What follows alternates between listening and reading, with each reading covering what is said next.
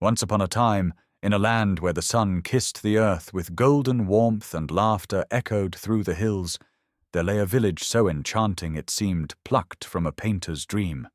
This village, nestled between rolling meadows and a sparkling river, was ruled by King Chima, a monarch beloved by all. His wisdom was as vast as the sky, and his kindness as boundless as the ocean. King Chima's heart beat for his people, ensuring their happiness and safety, and his reign was one of peace and prosperity. The king's family was as vibrant as the village itself. His first wife, Queen Uli, had blessed him with 3 daughters, princesses whose beauty rivaled the morning sun, and whose spirits were as untamed as the wind. Their laughter was a melody that danced through the palace halls, and their joy was infectious. His second wife, Queen Uchi, had given him 2 sons, brave and noble, destined to one day rule the land. The princesses, however, were the talk of the village, not for their grace or poise, but for their wild, carefree ways. Every morning they would slip out of the palace, barefoot and breathless, their dresses fluttering like banners in the breeze. They ran to the river, where they splashed in the cool water, their hair tangled and their faces smeared with mud. They climbed trees, chased butterflies, and danced under the open sky, their laughter ringing through the village. But not everyone admired their freedom. "They are too wild," the villagers would whisper. "Princesses should behave like royalty, not like common children." Queen Uli, their mother, often tried to rein them in. "You are princesses, my dears," she would say, her voice soft but firm. "It's time to act like it." Yet the princesses would only giggle and dash away, their hearts as untamed as the land they loved. The villagers called them foolish.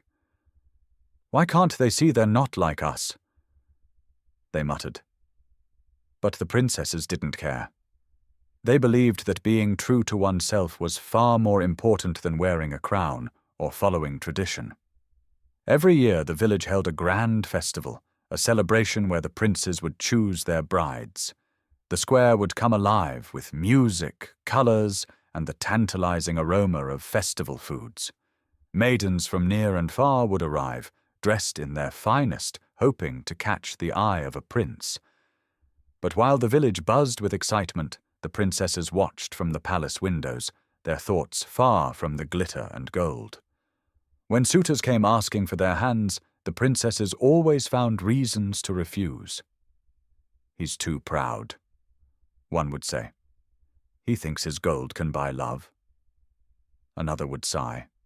Even when a wealthy man from a distant land arrived with lavish gifts, the princesses turned him away, splashing water on him when he boasted of wanting to marry all 3 to add to his 7 wives.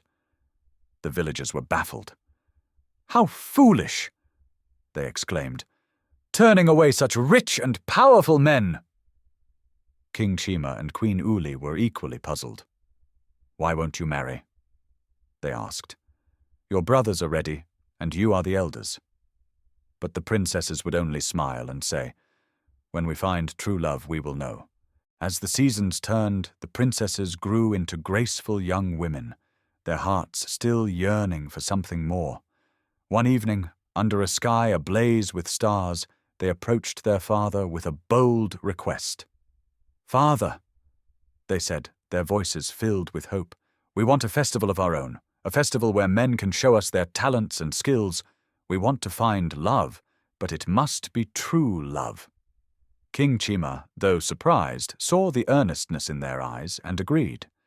The village buzzed with excitement as word spread far and wide. Suitors arrived, each eager to win the hearts of the princesses. But the princesses had a challenge. To win their hearts, the suitors must guess their true names, names known only to themselves. The suitors were stunned. How could they guess the names of the princesses? They had prepared to show their wealth and strength, not to solve a riddle. But the princesses stood firm, their challenge a test of wisdom and patience. They wanted suitors who would look beyond the surface, who would take the time to truly know them. Among the villagers was a man named Okon, known to all as the village drunkard. Often seen stumbling through the streets, Okon was dismissed as a fool, but beneath his dishevelled appearance lay a sharp mind and a kind heart. When he heard of the princess's challenge, something stirred within him. "Why not me?" he thought. "Why can't I win their hearts?" Okon began to follow the princesses, observing them from afar. He watched as they laughed and played, their bond unbreakable. One day, as the youngest princess, Tina, wandered near the forest, she fell into a hidden pit. Her cries for help echoed through the trees. Before Okon could act, the eldest princess, Amma, shouted, "I'm coming, Tina," followed by the middle sister, Leela. Okon's eyes widened as he realized he had discovered their true names. Filled with newfound determination, Okon declared to the village, "I know their names, Amma, Leela, and Tina." The villagers were astonished. But Okon had one more revelation. He was not a drunkard, but Prince Okon from a neighboring kingdom, who had come in disguise to learn the true hearts of the princesses. King Chima, moved by Okon's wisdom and sincerity, agreed to the marriages. The princesses, who had once been called foolish, stood proudly beside Prince Okon, their hearts united in love and respect. The village, once quick to judge, learned a valuable lesson. True nobility lies not in wealth or titles, but in the wisdom of the heart and the courage to see beyond appearances. And so, the tale of the 3 wild princesses and the wise drunkard became a legend, a story of love, equality, and the power of being true to oneself. As the sun set on the village, casting a golden glow over the land, the people whispered of the day's wonders, their hearts forever changed by the lessons of the tale.